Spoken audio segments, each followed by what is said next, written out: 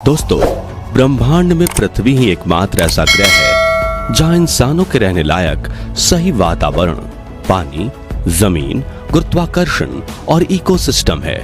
और यहाँ रहने वाले बुद्धिमान इंसानों ने पूरे सोलर सिस्टम को एक्सप्लोर कर लिया है। यहाँ तक कि इंसान चंद्रमा तक पहुंच चुके हैं और अब मंगल ग्रह पर जाने की तैयारी कर रहे हैं। लेकिन क्या आपके दिमाग में भी ये कभी सवाल आया है कि सौर मंडल के अन्य ग्रहों की जमीन कैसे दिखती होगी? अगर हाँ, तो इस वीडियो को पूरा जरूर देखिए, क्योंकि आज हम आपको सोलर सिस्टम के सभी ग्रहों के रियल वीडियो और फोटोज दिखाकर बताएंगे कि आखिर उनकी जमीन कैसी है और क्या वहां पर भी मिट्टी है, पत्थर है, धातु है या कुछ और साथ ही ये भी जानेंगे कि क्या वहां पर भी वायुमंडल मौजूद है या नहीं। तो चलिए शुरू करते हैं। साथियों, हमारे सोलर सिस्टम में मरकरी, वेनस, अर्थ, मार्स, जुपिटर, सैटर्न, यूरेनस और नेपच्यून जैसे कुल 8 ग्रह हैं और उन सभी के कई चांद भी मौजूद हैं। लेकिन इनमें से कुछ पृथ्वी की तरह चट्टानी ग्रह हैं तो कुछ गैसीय ग्रह हैं जिन पर जीवन की कोई संभावना नहीं है। लेकिन हाँ, इन गैसीय ग्रहों के कुछ चांद पर जीवन मुमकिन हो सकता है। तो चलिए शुरू करते हैं सोलर सिस्टम के इन 8 प्लैनेट्स का सफर। सबसे पहले मरकरी यानी बुध ग्रह की बात करते हैं। तो सूर्य के बिल्कुल नजदीक मौजूद यह ग्रह बिल्कुल सूखा और वीरान पड़ा है, जिनके पास अपना वायुमंडल भी नहीं है। बुध ग्रह की जमीन पूरी तरह से उबड़ खाबड़ है और इसमें काफी बड़े बड़े गड्ढे हैं जो कि कई किलोमीटर तक लंबे चौड़े होने के साथ कई किलोमीटर गहरे भी होते हैं। वैज्ञानिकों के अनुसार करोड़ों साल से अनगिनत क्षुद्र ग्रह और धूमकेतुओं की बुध ग्रह की सतह पर टक्कर होती रहती है, जिस वजह से इतने बड़े गड्ढे बने हैं। अगर आप बुध ग्रह की सतह को ध्यान से देखेंगे तो ये बिल्कुल हमारे चंद्रमा जैसी दिखेगी। बुध ग्रह का व्यास 4879 किलोमीटर है और इसकी सतह पर मिले सबसे बड़े गड्ढे का व्यास 1550 किलोमीटर है। सूरज के सबसे पास होने और वायुमंडल ना होने की वजह से बुध ग्रह पर तापमान का कोई नियंत्रण नहीं है। दिन के समय बुध ग्रह का तापमान 450 डिग्री तक पहुंच जाता है और रात को इसका तापमान गिरकर -176 डिग्री तक चला जाता है। यानी कि इंसान किसी भी वक्त बुध ग्रह पर कदम नहीं रख सकता। एक और इंटरेस्टिंग फैक्ट ये है कि बुध ग्रह का गुरुत्वाकर्षण पृथ्वी के गुरुत्वाकर्षण का सिर्फ 38% है। यानी अगर पृथ्वी पर आपका वजन 100 किलो है तो वह बुध पर 38 किलो ही होगा। चलिए अब बात करते हैं सौर मंडल के दूसरे ग्रह वीनस यानी शुक्र की, जिसे सोलर सिस्टम का सबसे गर्म प्लेनेट कहा जाता है। ऐसा इसलिए क्योंकि भले ही बुध ग्रह सूरज से ज्यादा नजदीक हो, लेकिन उसके पास खुद का वायुमंडल ना होने की वजह से उसकी सतह पर सूर्य की गर्मी टिक नहीं पाती। लेकिन शुक्र ग्रह के पास अपना वायुमंडल है जो कई किलोमीटर मोटी सल्फ्यूरिक एसिड के बादलों की परत से ढका हुआ है।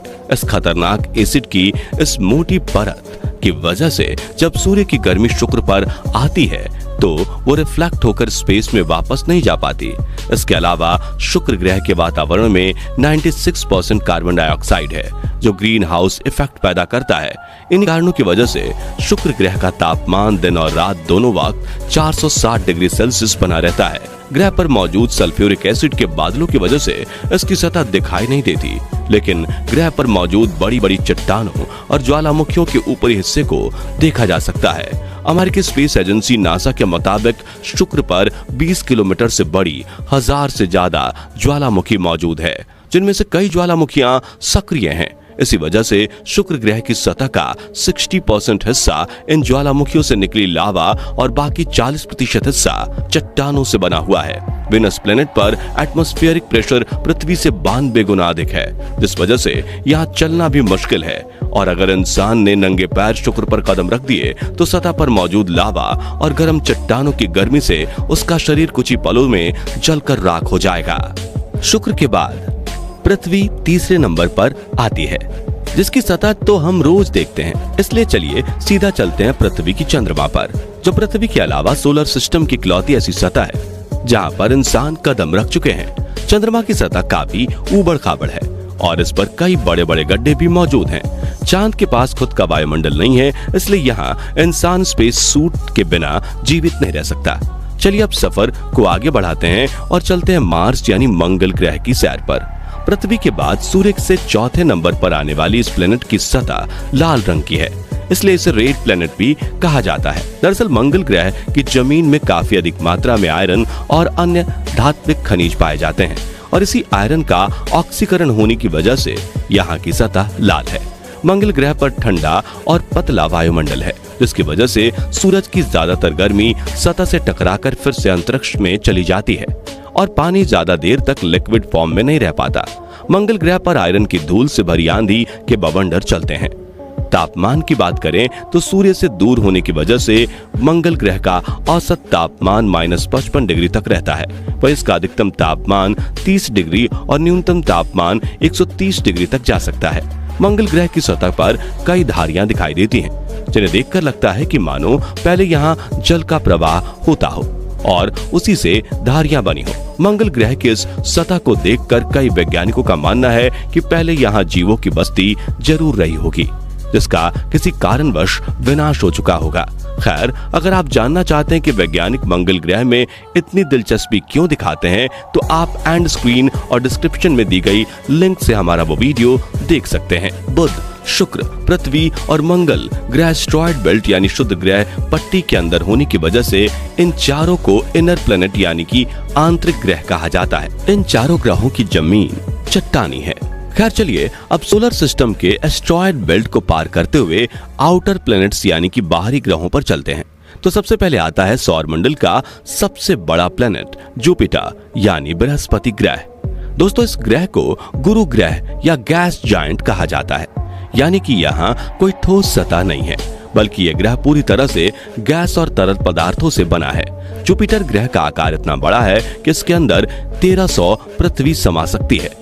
इसका वायुमंडल 1/4 हीलियम द्रव्य के साथ मुख्य रूप से हाइड्रोजन से बना हुआ है, जो हजारों किलोमीटर की गहराई तक फैला हुआ है, जो नजदीक से देखने पर तूफानी बादलों के रूप में दिखाई देता है। दोस्तों, बृहस्पति ग्रह को सोलर सिस्टम का वैक्यूम क्लीनर भी कहा जाता है, क्योंकि यह सौर मंडल में आने वाले बाहरी उल्कापिंडों को अपनी तरफ खींच लेता है और अगर ऐसा ना होता तो शायद वे उल्कापिंड पृथ्वी या अन्य ग्रहों से टकराकर भारी तबाही मचा देते। इसी तरह साल 1994 में एक बड़ा धूमकेतु पृथ्वी की तरफ आ रहा था, लेकिन बृहस्पति ने उसे अपनी ओर खींच लिया और एक भयंकर विस्फोट के बाद सब शांत कर दिया। दोस्तों, अब बात करते हैं सैटर्न यानी कि शनि ग्रह की। इसके चारों ओर एक खूबसूरत रिंग दिखाई देती है, जो जमी हुई बर्फ के छोटे छोटे पार्टिकल और चट्टानों के टुकड़ों से बनी है। जब ये बर्फ सूर्य से आने वाली किरणों को रिफ्लेक्ट करती है तो ये चमकती हुई नजर आती है। शनि भी एक गैसीय ग्रह है, जिसका वायुमंडल 96% हाइड्रोजन, 3% हीलियम और 1% अमोनिया और इथेन जैसी गैसों से बना हुआ है। इस ग्रह पर भी ठोस जमीन नहीं है, इसलिए हम इस ग्रह पर कदम नहीं रख सकते। जैसे जैसे शनि ग्रह के वायुमंडल में नीचे जाया जाता है, वैसे वैसे इसमें मौजूद हवाओं की रफ्तार तेज होती चली जाती है और आपको ये जानकर हैरानी होगी कि शनि ग्रह पर बहने वाली हवा की रफ्तार 18 से 2000 किलोमीटर प्रति घंटे तक चलती है। इसलिए किसी भी स्पेस मिशन को इस ग्रह के पास तो भेजा जा सकता है, लेकिन इस गैसीय गोले के ज्यादा अंदर भेजना नामुमकिन है, क्योंकि ये हवाएं कुछ ही सेकंड्स में स्पेसक्राफ्ट के चिथड़े उड़ा देंगी। चलिए अब सफर में आगे बढ़ते हैं और बात करते हैं यूरेनस यानी कि अरुण ग्रह की। जुपिटर और सैटर्न की तरह यूरेनस भी एक गैस का गोला है और इस ग्रह पर कोई ठोस सतह मौजूद नहीं है। हालांकि इस ग्रह पर बर्फ की मात्रा अधिक है और यहाँ का औसत तापमान -224 डिग्री सेल्सियस है, इसलिए इसे बर्फीले गैसीय ग्रह के रूप में जाना जाता है। इसके वायुमंडल में 83% हाइड्रोजन, 15% हीलियम और 2% मीथेन गैस मौजूद है। इस ग्रह के पास 27 चंद्रमा है और यहाँ एक दिन की लंबाई 17.2 घंटे की होती है। यूरेनस पर मौजूद सूर्य से आने वाली लाल किरणों को ऑब्जॉर्ब करके नीले रंग को दर्शाता है, इसलिए यह प्लेनेट नीला दिखाई देता है। आखिर में दोस्तों, सोलर सिस्टम के लास्ट प्लेनेट नेपच्यून यानी वरुण की बात करें तो ये भी एक गैसीय प्लेनेट है और अन्य गैसीय ग्रहों की तरह इसके पास भी अपने रिंग्स हैं, लेकिन ये छल्ले काफी पतले और धुंधले हैं, इसलिए इन्हें देख पाना मुश्किल है। इस ग्रह के वायुमंडल में 74% हाइड्रोजन, 25% हीलियम और करीब 1% मीथेन गैस है। इसके वायुमंडल में बर्फीले बादल मौजूद हैं और इस ग्रह के पास भी कोई ठोस सतह नहीं है।